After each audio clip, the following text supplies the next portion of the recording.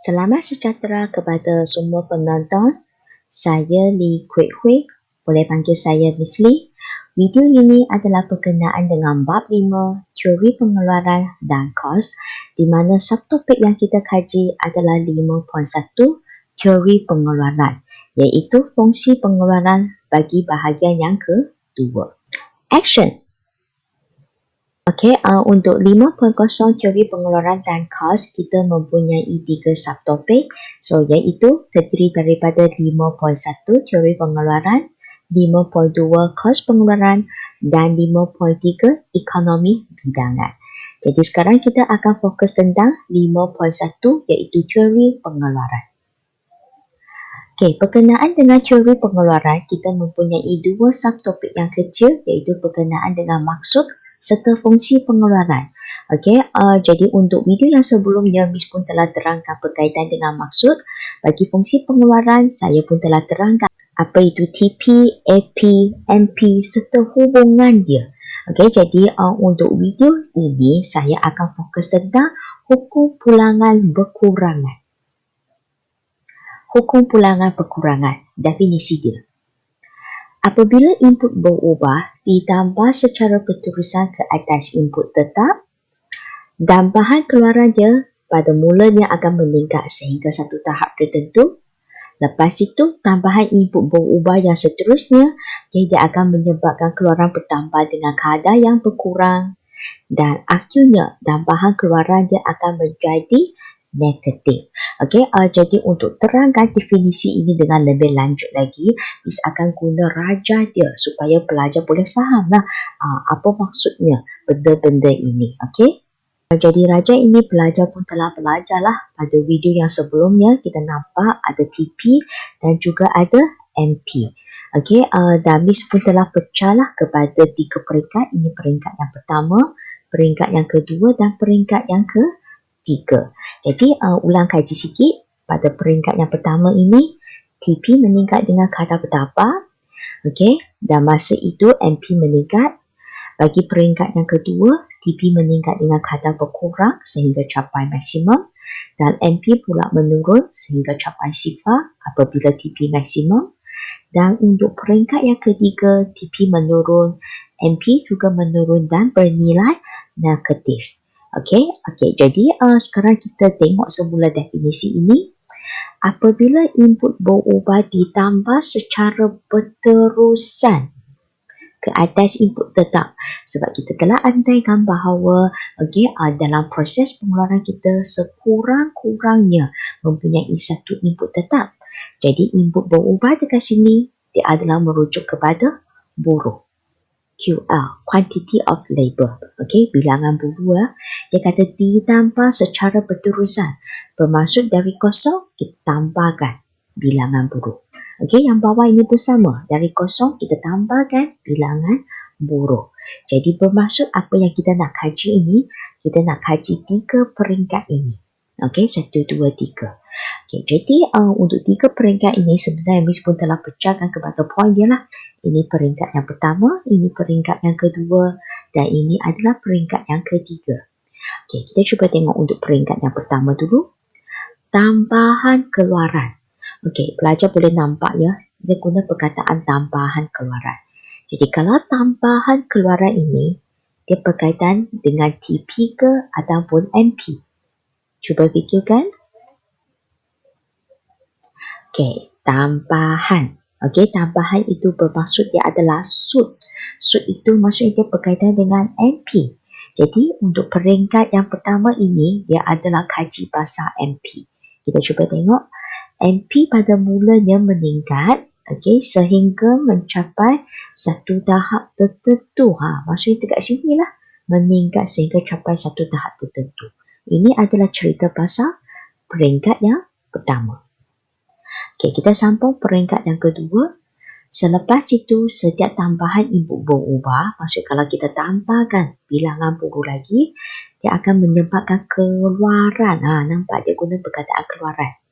Keluaran kali ini, kita akan fokus pasal TP. Cuba tengok TP pada peringkat yang kedua. Ya, kita dapati bahawa TP meningkat dengan kadar yang berkurang. Jadi tengok uraian dia. keluaran bertambah dengan kadar berkurang. Itu adalah dengan cerita tentang peringkat yang kedua. Okey, ataupun pelajar nak kata sehingga capai maksimum pun boleh je, tak ada masalah. Okey, lepas tu peringkat yang ketiga. Dan akhirnya tambahan keluaran. Tengok tambahan keluaran lagi. Fokus MP. Tambahan keluaran akan menjadi negatif. Ini peringkat yang ketiga. Cuba tengok masa itu. Okey, kalau yang berwarna kuning ini MP turun dan bernilai negatif. Jadi kita dapati bahawa nak cerita tiga peringkat ini, okey, sebenarnya dia kait dengan MP, lepas tu TP dan kemudian sambung pula dengan MP. Kalau katakan pelajar nak ubah definisi itu, anda nak mula dengan TP, lepas tu MP, lepas tu TP pun boleh, tak ada masalah. Janji huraian anda ada cerita pasal ketiga-tiga peringkat ini. Okey, sebab ketiga-tiga peringkat ini sebenarnya dia adalah berkenaan dengan hukum pulangan berkurangan. Jadi kita akan tengok dengan lebih lanjut, okey, tentang hukum pulangan berkurangan ini. Andaian dia sekurang-kurangnya mempunyai satu input tetap. Input tetap ini bermaksud input yang tidak boleh berubah berdasarkan perubahan dalam keluaran. Okey.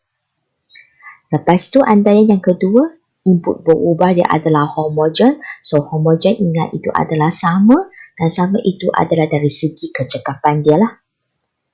Okey, lepas tu yang ketiga, tingkat teknologi dia adalah tetap. Jadi itu adalah andaian bagi hukum pulangan berkurangan.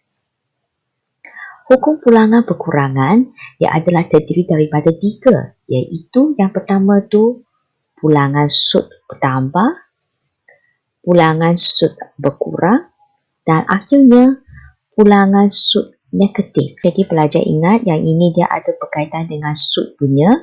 Okay, jadi sekarang kita akan fokus tentang pulangan sud bertambah. Okey, berkenaan dengan pulangan sud bertambah ini, jadi kita akan tengok hubungan bagi TP.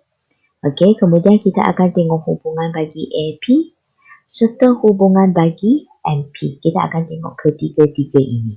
Okey, untuk pulangan sud bertambah, dia adalah merujuk kepada peringkat yang pertama sebenarnya. Okey, kita cuba tengok pada masa itu TP macam mana.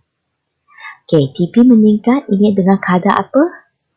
Ya, dengan kadar bertambah. Jadi kita pun bagi tahulah bahawa TP meningkat dengan kadar bertambah.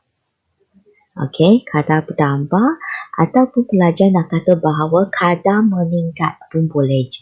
Okey. Seterusnya kita tengok AP. Juga sama, fokus pada peringkat yang pertama saja. Maksudnya dari 0 hingga L1. 0 hingga L1, AP. Ya, AP meningkat. Okey, ingat ya, AP ni sentiasa positif punya ya, AP meningkat. Kemudian kita sambung MP pula. MP, kalau yang berwarna kuning ini, MP meningkat sehingga capai titik maksimum. So, bagi tahulah MP naik sehingga, okey, capai titik maksimum. So, itu adalah hubungan bagi TP, AP dengan MP apabila berlakunya pulangan sud bertambah. Okey, kita cuba tengok ya. Kita dapati bahawa pada masa itu, TP boleh meningkat dengan kadar yang bertambah. Kenapa macam itu? Okey, pelajar boleh nampak masa itu QL, bilangan buruh, quantity of labor kita meningkat dari 0 ke L1. Maksudnya kalau kita tambahkan, okey, penggunaan input berubah ini ke atas input tetap, kita kata tambahan dia pada nisbah yang meningkatkan kecekapan buruh. Okey, Miss ulang ya. Okey, jadi pada masa itu kita kata bahawa gabungan input berubah, okey, dengan input tetap ini, sebab kita antaikan dalam proses pengeluaran sekurang-kurangnya kena ada satu input tetap. Jadi input berubah yang gabung dengan input tetap ini dia adalah pada nisbah, okey, yang boleh meningkatkan kecekapan buruh. Kecekapan buruh itu sebenarnya merujukkan kepada input berubah lah. Okey, kata kuncinya dekat sini. Okey, kita dapati pulangan sud bertambah ini sebenarnya dia boleh meningkatkan kecekapan buruh, iaitu input berubah. Itulah sebab kita dapati bahawa pada masa itu TP naik dan dia boleh meningkat dengan kadar bertambah ataupun akibat buruh yang cekap. Okey? Diikuti dengan pulangan sud berkurang. Okey, berkenaan dengan pulangan sud berkurang, okey, juga sama. Nanti kita akan fokus tentang kelok TP, diikuti dengan AP dan akhirnya MP. Jadi untuk pulangan sud berkurang ini kita akan fokus pada peringkat yang kedua. Okey, untuk TP kita fokus kelok yang berwarna merah. Okey, pada masa itu TP meningkat tetapi dengan kadar berkurang sehingga dia capai maksimum. Okey, jadi kita pun bagi tahulah TP naik dengan kadar berkurang. Okey, dan sehingga dia capai maksimum. Okey, jadi itu adalah untuk TP. Okey, cuba fokus tentang AP pula. Okey, AP pada masa itu meningkat sehingga capai titik maksimum, kemudian dia turun. Okey, so, AP naik, capai maksimum dan kemudian dia turun. Tetapi pelajar boleh fokus sikit apabila AP mencapai maksimum, dia adalah bersilang dengan MP. Titik persilangan itu pelajar boleh tambah kat belakang dia. Okey, sambung kita tengok MP pula. So, masa itu MP dia adalah turun. Okey, turun dan dia turun sehingga mencapai sifar. Okey, turun sehingga capai sifar. Tapi ingat apabila MP sifar ini, okey, pada masa itu TP adalah maksimum. Pelajar boleh tambahlah apabila MP sifar, TP itu adalah maksimum. Okey, boleh buat tambahan sikitlah dekat sini. Okey, yang ini pun sama. Okey, kalau kita nak kaji hubungan MP dengan AP dengan lebih lanjut, kita dapati bahawa apabila AP naik, kita dapati MP kita lebih besar daripada AP. Okey, kemudian kita nampak kalau katakan AP maksimum, MP sama dengan AP, dan akhirnya apabila AP menurun, AP adalah melebihi MP. Yang ini kita telah belajar pada video yang sebelumnya. Okey, jadi sekarang dekat sini pun sama. Kita cuba tengok, ini adalah QL, bilangan buruh. Maksudnya kita dapati bahawa kalau kita tambahkan penggunaan buruh, ataupun kita kata kita gabungkan input berubah ini dengan input tetap, kita dapati bahawa TP dia meningkat. Tetapi masa itu dia meningkat dengan kadar yang berkurang. Okey, itu bermaksud apa? Juga sama seperti tadi. Gabungan input berubah. Okey, sebab input berubah ini dia adalah merujuk kepada buruh lah. Okey, dengan input tetap. Macam tadi juga kita andaikan sekurang-kurangnya mempunyai satu input tetap dalam proses pengeluaran. Okey, dan kita kata pada nisbah yang menurunkan kecekapan input berubah. So, bermaksud kalau katakan pada tingkat L1 hingga L2, kalau kita tambahkan penggunaan buruh kita dalam proses pengeluaran, kita dapati bahawa dia sebenarnya adalah kecekapan buruh, iaitu input berubah. Okey, kenapa? Sebab kita dapati bahawa pada masa itu TP kita meningkat, tetapi dia telah meningkat dengan kadar yang berkurang. Kenapa meningkat kadar berkurang? Akibat kecekapan buruh yang sudah jatuh. Okey? Dan akhirnya pulangan sud negatif. Berkenaan dengan pulangan sud negatif, okey, juga sama, kita akan kaji TP dan kita akan kaji juga AP serta MP. Okay, jadi sekarang kita nampak pulangan sud negatif ini kita fokus tentang peringkat yang ketiga. Okey, jadi kita dapati bahawa TP masa itu dia menurun. Okey, AP, ya, kelok yang berwarna hijau ini AP juga menurun. MP pula. Okey, MP juga sama, MP turun.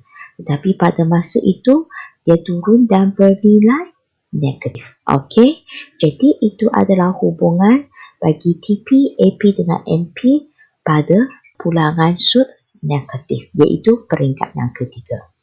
Okey, kita cuba tengok. Kita nak tengok gabungan input berubah. Okey, dengan input tetap. Okey, pelajar boleh nampak, kita dapati bahawa pada masa itu, kita punya TP sudah menurun. So, bermaksud kalau pada masa itu kita nak tambahkan penggunaan boro selepas L2, dia akan menyebabkan keluaran kita jatuh. Okey, bermaksud apa? Okey, gabungan input berubah dengan input tetap ini sebenarnya dia menyebabkan apa berlaku? Kesesakan. Okey, yang berlaku dalam proses pengeluaran.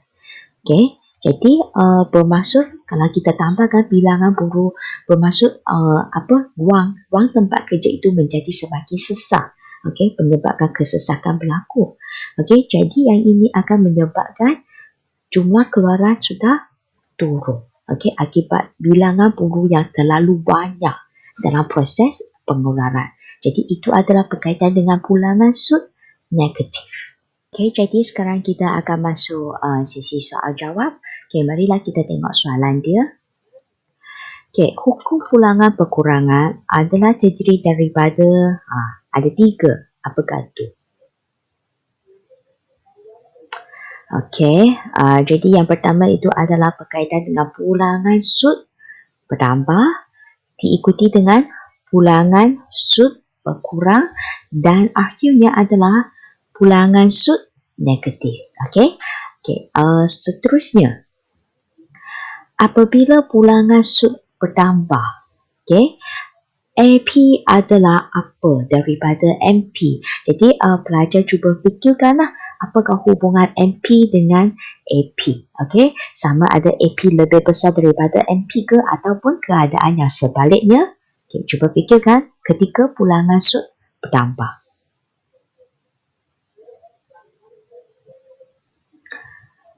Okey, jadi kita dapati pada masa itu sebenarnya AP dengan MP kedua-dua pun meningkat, tetapi kita dapati bahawa MP akan berada di atas sedangkan AP akan berada di bawah.